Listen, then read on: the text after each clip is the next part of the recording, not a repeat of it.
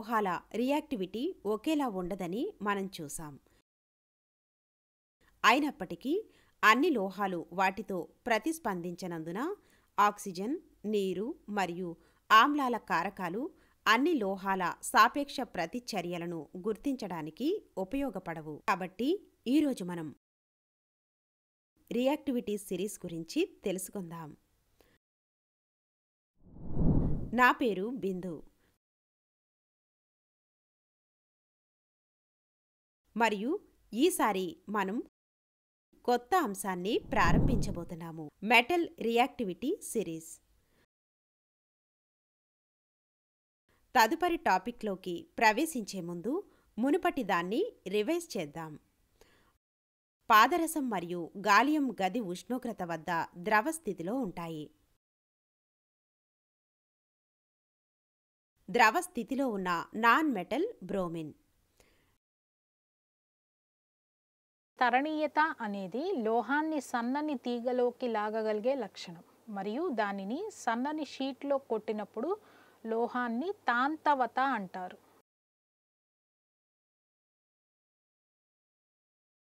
Graphite carbon యొక్క అలోట్రోఫ్. దీనికి మినహాయింపు, ఎందుకంటే ఇది విద్యుత్ యొక్క మంచి వాహకం. సోడియం మరియు పొటాషియం లోహం నీటితో వేగంగా మరియు తీవ్రంగా స్పందించి హైడ్రోజన్ వాయువును విడుదల చేస్తాయి.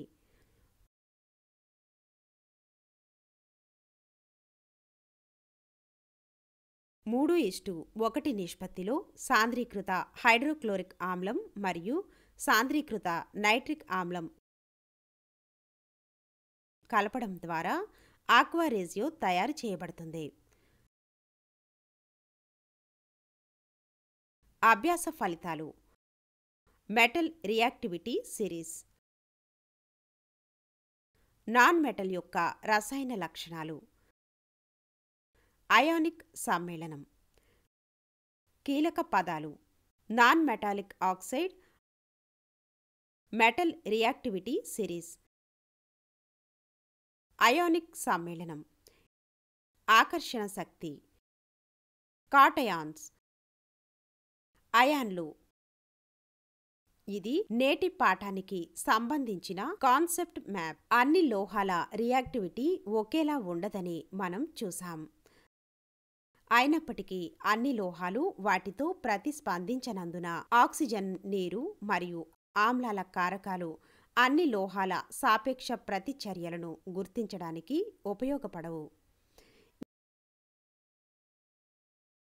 ఇతర లోహాల లవణాల పరిష్కారాలతో లోహాల స్థానభ్రంశం ప్రతిచర్య ఈ ప్రయోజనం కోసం ఉపయోగపడుతుంది. లోహం ఏ దాని ఉప్పు ద్రావణం నుండి మరొక మెటల్ బి ని స్థానభ్రంశం చేస్తే అప్పుడు మెటల్ బి కంటే మెటల్ ఏ మరింత రియాక్టివ్గా ఉంటుందని అర్థం. 1. శుభ్రమైన రాగి తీగ మరియు శుభ్రమైన ఇనుప గోరు తీసుకోండి. 2. రాగి తీగను ఫెర్రస్ సల్ఫేట్ ద్రావణంలో మరియు ఇనుప గోరును కాపర్ సల్ఫేట్ ద్రావణంలో ముంచండి.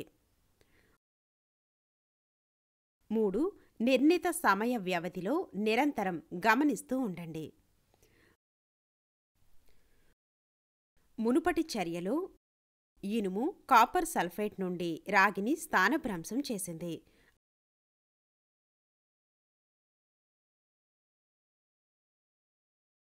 అంటే మెటాలిక్ కాపర్ కంటే మెటాలిక్ ఐరన్ ఎక్కువ రియాక్టివ్ అని అర్థం.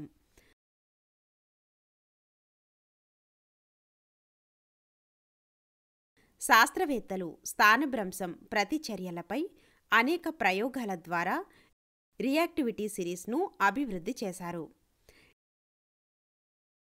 రియాక్టివిటీ యొక్క పెరుగుతున్న లేదా తగ్గుతున్న క్రమంలో లోహాల అమరికను లోహాల రియాక్టివిటీ సిరీస్ అంటారు.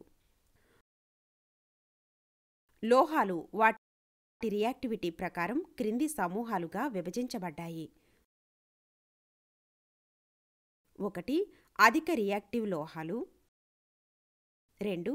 మధ్యస్థంగా రియాక్టివ్ లోహాలు. 3. తక్కువ రియాక్టివ్ లోహాలు.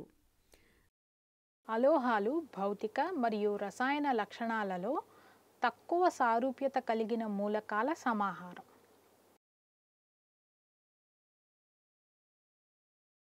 అలోహాలను ఎలక్ట్రోనెగటివ్ ఎలిమెంట్స్ అని కూడా పిలుస్తారు, ఎందుకంటే అవి ఎలక్ట్రాన్లను అంగీకరించడం ద్వారా ప్రతికూలంగా ఛార్జ్ చేయబడిన అయాన్లను ఏర్పరుస్తాయి. అలోహాల రసాయన ప్రతిచర్యలకు కొన్ని ఉదాహరణలు క్రింది విధంగా ఉన్నాయి.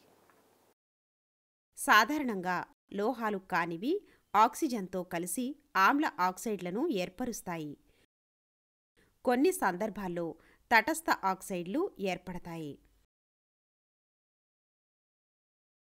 సాధారణంగా హాలోజన్లు తప్ప లోహాలు కానివి నీటితో చర్య జరపవు. ఉదాహరణకు నీటిలో కరిగిన క్లోరిన్ క్రింది ప్రతిచర్యను ఇస్తుంది.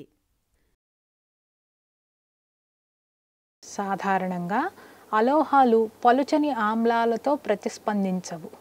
హాలోజన్లు దీనికి మినహాయింపులు. కింది చర్యలో క్లోరిన్ పలుచని హైడ్రోబ్రోమిక్ ఆమ్లంతో చర్య జరుపుతుంది.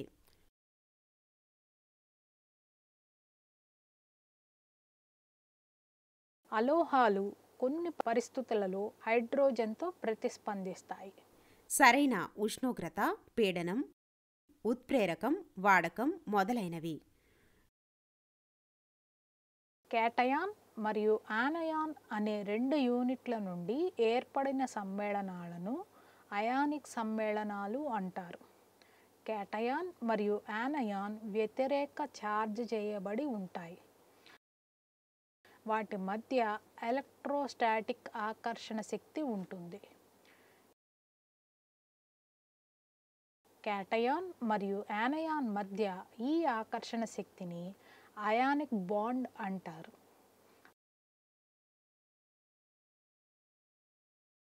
సమ్మేళనంలోని కేటయాన్లు మరియు ఆనయాన్ సంఖ్య మరియు వాటిపై ఉండే విద్యుత్ ఛార్జ్ పరిమాణం ధనాత్మక మరియు ప్రతికూల ఛార్జీలు ఒకదానికొకటి సమతుల్యం చేసే విధంగా ఉంటాయి. ప్రతిఫలంగా అయాన్ సమ్మేళనం విద్యుత్ తటస్థంగా ఉంటుంది. ఘన అయానిక్ సమ్మేళనాలలో అయాన్ల క్రమబద్ధమైన అమరిక వాటి స్ఫటికాకార స్వభావానికి బాధ్యత వహిస్తుంది.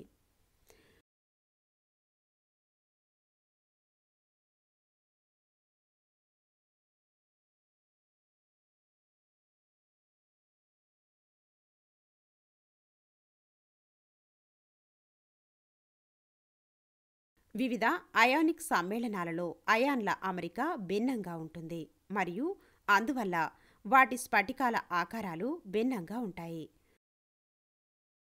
స్ఫటికంలో అయాన్ల సాధారణ అమరికను నిర్ణయించే ప్రధాన అంశం వ్యతిరేక ఛార్జ్ చేయబడిన అయాన్ల మధ్య ఆకర్షణీయమైన శక్తి మరియు అదేవిధంగా ఛార్జ్ చేయబడిన అయాన్ల మధ్య వికర్షక శక్తి.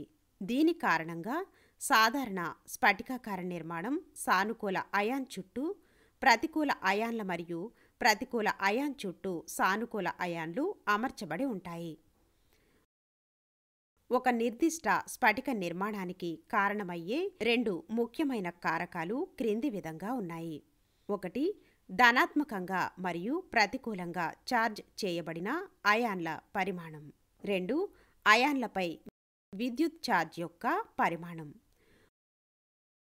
వ్యతిరేక ఛార్జీలతో పొరుగు అయాన్లలో ఎలక్ట్రోస్టాటిక్ ఆకర్షణ చాలా బలంగా ఉంటుంది. అందుకే అయానిక్ సమ్మేళనాల ద్రవీభవన బిందువులు ఎక్కువగా ఉంటాయి. అలాగే అయానిక్ సమ్మేళనాలు గట్టిగా మరియు పెలుసుగా ఉంటాయి. ధనాత్మకంగా మరియు ప్రతికూలంగా ఛార్జ్ చేయబడిన అయాన్ల మధ్య ఆకర్షణీయమైన శక్తి బలంగా ఉంటుంది. అందువల్ల అయానిక్ సమ్మేళనాలు ఘనస్థితిలో ఉంటాయి మరియు గట్టిగా ఉంటాయి. అయానిక్ సమ్మేళనాలలో ఆకర్షణ యొక్క ఇంటర్మాలిక్యులర్ ఫోర్స్ ఎక్కువగా ఉంటుంది మరియు దానిని అధిగమించడానికి పెద్ద శక్తి అవసరం. అందువల్ల అయానిక్ సమ్మేళనాల ద్రవీభవన మరియు మరిగే పాయింట్లు ఎక్కువగా ఉంటాయి. అయానిక్ సమ్మేళనాలు నీటిలో కరిగేవి, ఎందుకంటే నీటి అణువులు విచ్ఛేదనం ప్రక్రియ ద్వారా వేరు చేయబడిన అయాన్ల చుట్టూ ఒక నిర్దిష్ట పద్ధతిలో ఉంటాయి. దీని ఫలితంగా అయాన్ మరియు చుట్టుప్రక్కల నీటి అణువుల మధ్య ఒక కొత్త ఆకర్షణ శక్తి ఏర్పడుతుంది. ఇది అసలైన ఇంటర్ మాలిక్యులర్ ఆకర్షణను భర్తీ చేస్తుంది మరియు అయానిక్ సమ్మేళనాల సజల ద్రావణాలు ఏర్పడతాయి. అయితే అయానిక్ సమ్మేళనాలు కిరోసిన్ మరియు పెట్రోల్ వంటి ద్రావకాలలో కరగవు, ఎందుకంటే నీటిలా కాకుండా ఈ ద్రావకాలలో కొత్త ఆకర్షణీయమైన శక్తిని స్థాపించలేవు. అయానిక్ సమ్మేళనాలు ఘనస్థితిలో ఉన్నప్పుడు విద్యుత్ను నిర్వహించలేవు. ఈ స్థితిలో అయాన్లు తమ స్థలాలను విడిచిపెట్టలేవు. అయినప్పటికీ ఫ్యూజ్డ్ కరిగిన స్థితిలో అవి విద్యుత్ను నిర్వహించగలవు. ఈ స్థితిలో అయాన్లు మొబైల్గా ఉంటాయి. అయానిక్ సమ్మేళనాల సజల ద్రావణాలు విచ్ఛేద అయాన్లను కలిగి ఉన్నందున విద్యుత్ను నిర్వహిస్తాయి. ద్రావణం ద్వారా కరెంటును పంపినప్పుడు అయాన్లు వ్యతిరేక ఛార్జ్డ్ ఎలక్ట్రోడ్లుగా కదులుతాయి. ఫ్యూజ్డ్ మరియు కరిగిన విద్యుత్ వాహకత కారణంగా అయానిక్ సమ్మేళనాలను ఎలక్ట్రోలైట్స్ అంటారు.